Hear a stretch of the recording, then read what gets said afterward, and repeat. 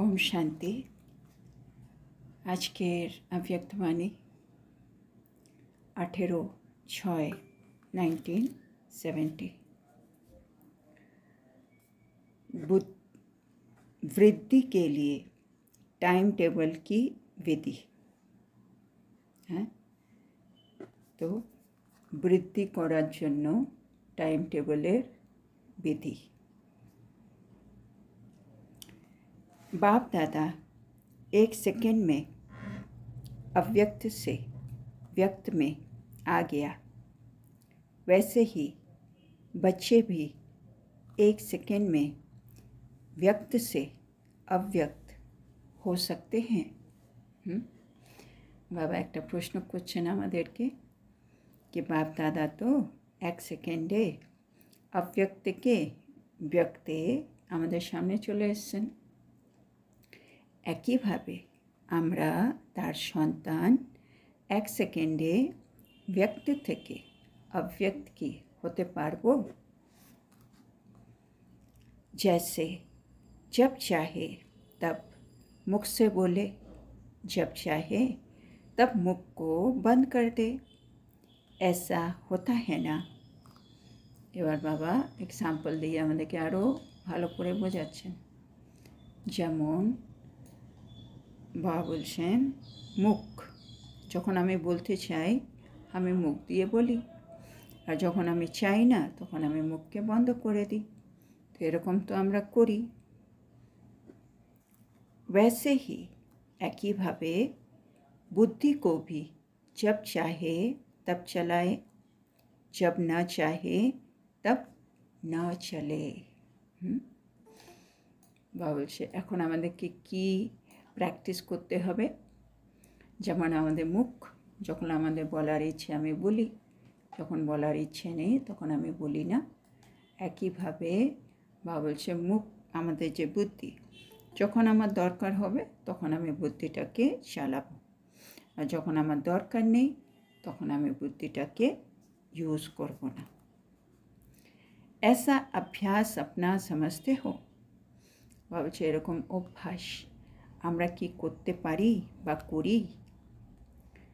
मुख का ऑर्गन्स कुछ मोटा है, बुद्धि मुख से सूक्ष्म है। বাবা বলছে এই যে মুখ মুখও একটা অর্গ্যানস, আমাদের কর্মেন্দ্রিয়, কিন্তু এটা একটা মোটা অর্গ্যান। আর বুদ্ধিও হচ্ছে আমাদের কর্মেন্দ্রিয়, কিন্তু সেটা মুখের তুলনায় অনেকটাই সূক্ষ্ম। लेकिन मुख के माफिक बुद्धि को जब चाहो तब चलाओ, जब चाहो तब ना चलाओ। বাবা বলছে কিন্তু আমাদেরকে বুদ্ধিটাকে মুখের মতোই যখন দরকার হবে তখন চালাতে হবে, আর যখন দরকার হবে না তখন আমরা চালাবো না। ऐसा अभ्यास है।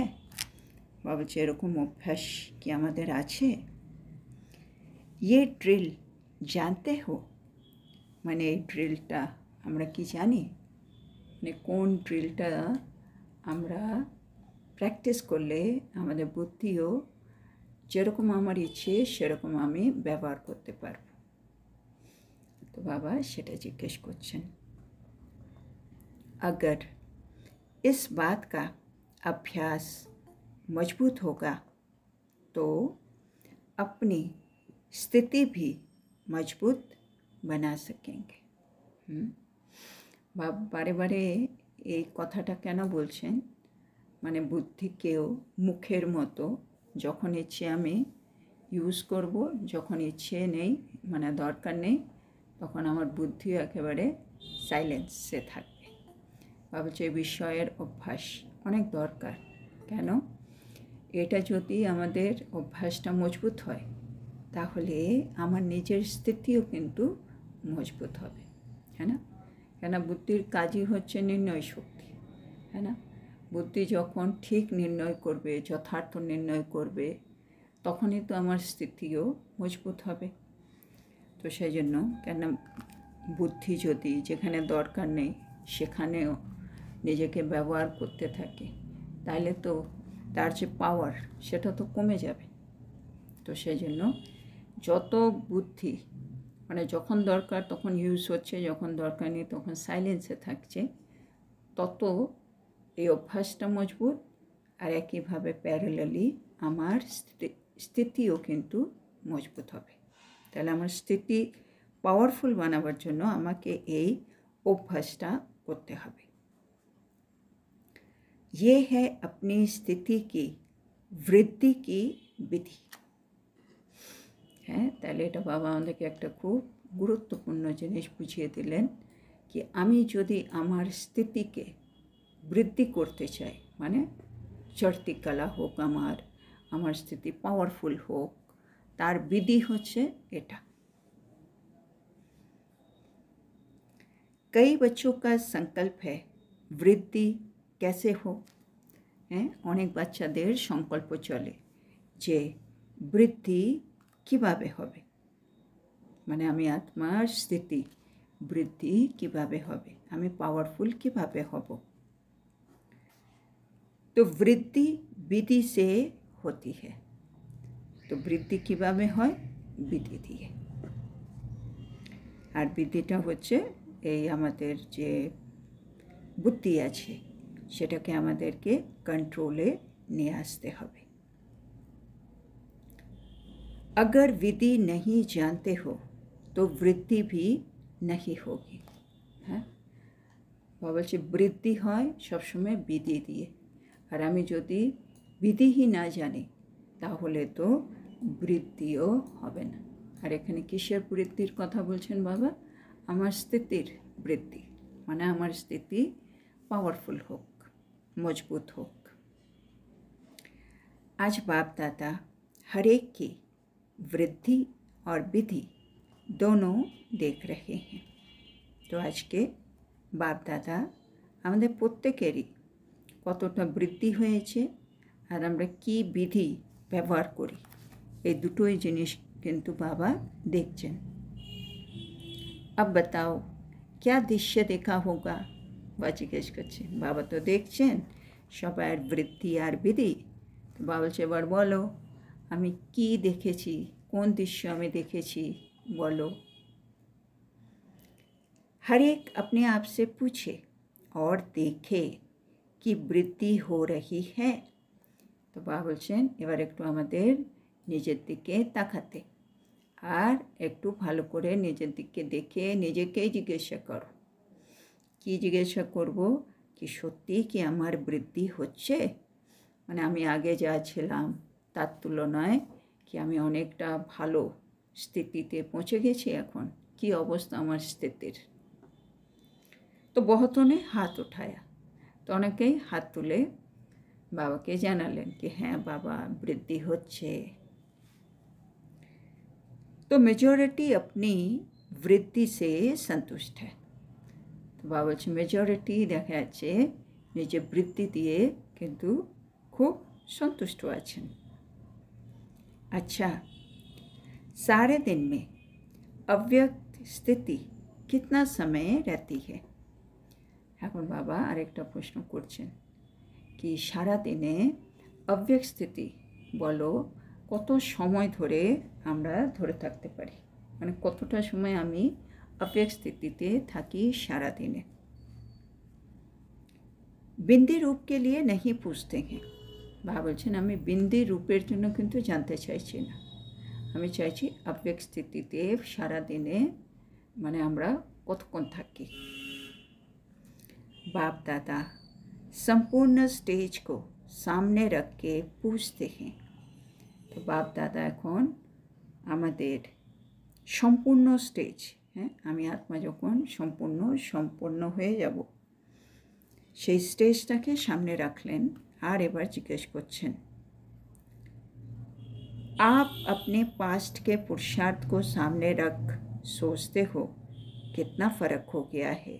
হ্যাঁ মানে এখানে বাবা কত সুন্দর বলছে, আমি বাবা যখন জিজ্ঞেস করলেন কি সত্যি তোমার কি বৃদ্ধি হয়েছে, মানে আমার স্থিতি আগের থেকে ভালো ইমপ্রুভ করেছে, তখন আমরা হাত তুললাম হ্যাঁ বাবা। তাহলে বাবা বলছে আমরা যখন দেখলাম মানে যে বৃদ্ধি সত্যি হয়েছে আমি কি কম্পেয়ার করলাম, আমি আমার পাস্টের পুরুষার্থের যে অবস্থা আর এখনের যা পুরুষার্থের অবস্থা সেটাকে কম্পেয়ার করে বাবাকে বললাম। আমি ধরো জ্ঞানে এলাম 2 বছর, তো 2 বছর আগে আমার স্থিতি এরকম ছিল, আজকে 2 বছর পরে আমার স্থিতি অনেকটা ইমপ্রুভ করেছে, তাই না? স্থিতি মানে আমাদের রিয়াকশানগুলো। আগে যেখানে যেখানে আমি রিয়াক্ট করতাম, মুড অফ হয়ে যেত, ঝগড়া করতাম, রাগ করতাম, কিছু কিছু করতাম রিয়াকশান, এখন ওখানে শ্রীমতের পালন করি, এখন ওখানে শান্ত থাকি, সহ্য শক্তি ধারণ করি, শুভভাবনা শুভকামনা দিই, ক্ষমা করি, হ্যাঁ রেহেম করি, বাবা যা যা বলে ওগুলো সব করতে পারি, আগে পারতাম না। তার মানে আমার স্থিতি অনেকটা উপরে উঠে গেছে, এখন উঁচু স্থিতি হচ্ছে। কিন্তু আমি যখন বাবাকে বললাম হ্যাঁ বাবা আগের থেকে আমার স্থিতি অনেক বৃদ্ধি পেয়েছে, তখন আমি কি কম্পেয়ার করলাম, আমার স্টার্টিং পয়েন্ট আর আমার আজকের পয়েন্ট। কিন্তু বাবা যখন জিজ্ঞেস করছে সত্যি বৃদ্ধি হয়েছে কিনা, বাবা কি কম্পেয়ার করলেন, আজকে আমি কোথায় আছি আর আমার সম্পূর্ণ স্টেজ কোথায়। কেন আমি এই মানে যেখান থেকে স্টার্ট থেকে এখন দেখলে আমার মনে হচ্ছে হ্যাঁ আমি তো আগের থেকে অনেক ভালো জায়গায় উঠে গেছি। কিন্তু বাবা যেটা দেখছে সেটা হচ্ছে আমার একেবারে সম্পূর্ণ স্টেজ, যেটা আমার লক্ষ্য। ওইখানের তুলনায় যদি আমি আজকের পজিশন দেখি তখন তো আমি দেখবো এখনও কত কাজ বাকি। তার মানে তো দেখতে গেলে কিছুই হয়নি, এখন অনেকটা কাজ বাকি। বাবা ওই ডিফারেন্সটা দেখছেন কি এখনও কত কাজ করতে হবে তোমাকে নিজের উপরে। আর আমি মনে করছি না আমি তো বেশ আগের থেকে অনেক ইমপ্রুভ করে গেছি। তো মানে দুজনেরই এর মধ্যে কত তফাৎ হয়ে গেল। এবার বাবা বলছেন वर्तमान समय पढ़ाई की मुख्य सब्जेक्ट्स कौन से चल रही है। তো বাবা বলছেন বর্তমান সময় পড়াশোনার মধ্যে মুখ্য সাবজেক্ট কি চলছে। मुख्य सब्जेक्ट ये पढ़ रहे हो कि ज़्यादा से ज़्यादा अव्यक्त स्थिति बने। মানে ব্রহ্মা বাবা চলে যাওয়ার পরে আমাদের মেন পুরুষার্থ হচ্ছে একটাই, বাবা বলছে বেশি থেকে বেশি সময় আমি আত্মা যেন अव्यक्त स्थितिते থাকতে পারি।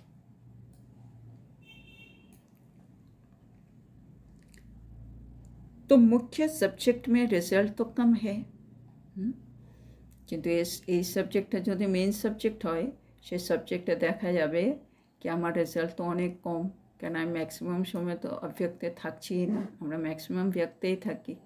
অব্যক্তে কতক্ষণ থাকি 24 ঘন্টার মধ্যে হিসেব করলে, পার্সেন্টেজ করলে। তো সেটা বাবা বলছে মুখ্য সাবজেক্টের মধ্যে দেখা যাচ্ছে রেজাল্ট তো কিন্তু অনেক কম। अब निरंतर याद में रहने की संपूर्ण स्टेज के आगे 1-2 घंटा क्या है, হ্যাঁ মানে আমরা হয়তো আবেগ স্থিতিতে থাকছি 1 ঘন্টা 2 ঘন্টা, কিন্তু বাবা বলছে আমাদের বাবার শ্রীমত কি নিরন্তর স্মরণে থাকো, হ্যাঁ তখন আমি সম্পূর্ণ স্টেজে পৌঁছে যাব। তো যেখানে আমাকে সম্পূর্ণ স্টেজে পৌঁছতে হবে, যেখানে আমাকে নিরন্তর স্মরণে থাকতে হবে, সেখানে আমি 2-1 ঘন্টা আবেগ স্থিতিতেও যদি থাকি সেটা এমন কোনো বিরাট ব্যাপার হলো না। तो बाबा बोलছে इनसे ज़्यादा अव्यक्त स्थिति बनाने की विधि बुद्धि में है। বাবা বলছে তাহলে এর থেকেও বেশি আমাকে তো নিজে অব্যক্ত স্থিতি বানাতে হবে, তাহলে এর বিধি কি তোমাদের বুদ্ধিতে আছে। अगर विधि है तो वृत्ति क्यों नहीं होती है, কারণ আর সত্যি যদি আমার বুদ্ধিতে এর বিধি আছে তাহলে বাবা বলছে বৃদ্ধি হচ্ছে না কেন, মানে আমার স্থিতি তাহলে তো অনেক উপরে হয়ে যাওয়া উচিত ছিল, পৌঁছে যাওয়া উচিত ছিল, সেটা হচ্ছে না কেন, কারণ কি। তার মানে কোথাও না কোথাও আমি ঠিক বিধিটা জানি না, বিধি জানি না বলে বুদ্ধি ওরকম কাজ করতে পারছে না, সেজন্য আমার বৃদ্ধি হচ্ছে না। विधि का ज्ञान सारा स्पष्ट बुद्धि में आता है। তো বাবা বলছে বিধি এটা কিন্তু সমস্ত জ্ঞান স্পষ্টভাবে আমাদের বুদ্ধিতে আসে, लेकिन কি হচ্ছে लेकिन एक बात नहीं आती जिस कारण विधि का मालूम होते भी वृद्धि नहीं होती है। বাবা বলছে কিন্তু মানে আমরা পুরো জ্ঞান জানি, বিধির পুরো জ্ঞানটা আমার বুদ্ধিতে আছে, কিন্তু তার সত্ত্বেও একটা বিষয় আমার কাছে নেই, যার কারণে বিধি জেনেও আমার বৃদ্ধি হচ্ছে না।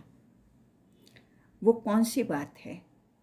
ওটা কি বিষয় যেটা জানি না বলে আমি আত্মার এখনো বৃদ্ধি হচ্ছে না। अच्छा, आज वृद्धि कैसे हो उस पर सुनाते हैं। তো বাবা বলছে, আচ্ছা আজকে আমি তোমাদেরকে বৃদ্ধি কিভাবে হবে, হ্যাঁ, স্থিতিকে তো তুলতে হবে উপরে, সেটা আজকে আমি তোমাদেরকে বলছি। एक बात जो नहीं आती वो ये है कि विस्तार करना और विस्तार में जाना आता है, लेकिन विस्तार को जब चाहे तब समेटना और समा लेना ये प्रैक्टिस कम है। তো বাবা বলছে একটা বিষয় যেটা এখনও আমাদের সংস্কারে আসেনি বা প্র্যাকটিসে আসেনি, সেটা হলো আমরা তো বিস্তার করতে পারি আর বিস্তারের মধ্যে চলেও যেতে পারি। হ্যাঁ, কোনো বিস্তার আমি করতেও পারি, কোনো বিস্তারে আমি চলেও যাই, কিন্তু বিস্তার থেকে যখন চাই নিজেকে গুটিয়ে নিয়ে আসি, নিজেকে সমাহিত করে নিই, সেই প্র্যাকটিসটা কম আছে। তার মানে বিস্তারে যাওয়াটা আমার জন্য ইজি, কিন্তু বিস্তার থেকে ফিরে আসা, নিজেকে গুটিয়ে নেওয়া, সমাহিত করা, বাবা সেই প্র্যাকটিসটা একটু কম আছে। ज्ञान के विस्तार में आना भी जानते हो, लेकिन ज्ञान के विस्तार को समाकर ज्ञान स्वरूप बन जाना, बीज रूप बन जाना, इसकी प्रैक्टिस कम है। তো কী জায়গায় এখন আমাদেরকে নিজ উপরে কাজ করতে হবে বা ওগুলো বলে দিচ্ছেন, ওইগুলো করলে তখন আমার স্থিতির বৃদ্ধি হবে। তা আরেকটা বাবা বলছে জ্ঞানের বিস্তার, জ্ঞানের বিস্তারে কিভাবে আসতে হবে সেটা আমাদের জানা আছে, হ্যাঁ না, আমরা যে কোনো একটা জ্ঞানের পয়েন্ট কাউকে অনেক সুন্দর করে বোঝাতে পারি। জ্ঞানের বিস্তারে আসা আমরা জানি, কিন্তু জ্ঞানের বিস্তারকে সমাহিত করে নিজে জ্ঞান স্বরূপ হয়ে যাব, আমি বীজরূপ হয়ে যাব, এই প্র্যাকটিসটা কিন্তু এখনো কম আছে। বাবা বলছেন विस्तार में जाने से टाइम बहुत व्यर्थ जाता है और संकल्प भी व्यर्थ जाते हैं। মানে বিস্তারে যখনই আমি চলে যাচ্ছি যে কোনো বিষয়ে, তখন দুটো জিনিস আমার নষ্ট হয়ে যাচ্ছে, ব্যর্থ হয়ে যাচ্ছে। একটা হচ্ছে টাইম, একটা হচ্ছে সংকল্প। হ্যাঁ, একটা ধরো 10 মিনিট বা বলে না 10 মিনিট একটা কথা আমার কাউকে বোঝানোর ছিল, সেটা আমি ওখানে আধ ঘন্টা ধরে বললাম, সে আধ ঘন্টা বলে আমি ওইটুকুনি জিনিসই বোঝালাম যেটা আমি 10 মিনিটে বোঝাতাম, কিন্তু এই 20 মিনিট আমার সময়ও গেল আর এতগুলো সংকল্পও গেল এর মধ্যে। সেটা বাবা বলছে इसलिए जो शक्ति जमा होनी चाहिए वो नहीं होती। হ্যাঁ, এই যে 20 মিনিট যে আমার সময় গেল, সংকল্প গেল, এতে আত্মার অনেক শক্তি নষ্ট হয়ে গেল। সেজন্য যে শক্তিটা জমা হওয়া উচিত ছিল সেটা আর হলো না। আমি যদি ওটাকে 10 মিনিটে বলে শেষ করে দিতাম, তো এই 20 মিনিটের হয়তো পাওয়ারটা আমার মানে আত্মার মধ্যে জমে যেত, তাহলে শক্তিটা বেড়ে যেত, তো সেটা হলো না, সেটা বাবা বলছেন। इसलिए इसके लिए क्या प्लान रचो वो आज सुनाते। তো বাবা বলছে এর জন্য কী প্ল্যান বানাতে হবে, হ্যাঁ, যাতে আমি বিস্তারে গেলে আবার নিজেকে সমাহিত করে গুটিয়ে নিয়ে আসতে পারি, তার জন্য কী প্ল্যান করতে পারি, তো সে বিষয়ে বাবা আজকে বলবেন। তাহলে আজকে এটা এখানেই থাক। বাবা যে প্ল্যান বলবে ওটা আমরা কালকে সুন্দরভাবে পড়ব। তো আজকে আমাদেরকে বাবা বললেন, বাবা 1 সেকেন্ডে অব্যক্ত থেকে ব্যক্তে আসেন। তো বাবা চান আমরাও 1 সেকেন্ডে ব্যক্ত থেকে যেন অব্যক্ত হতে পারি।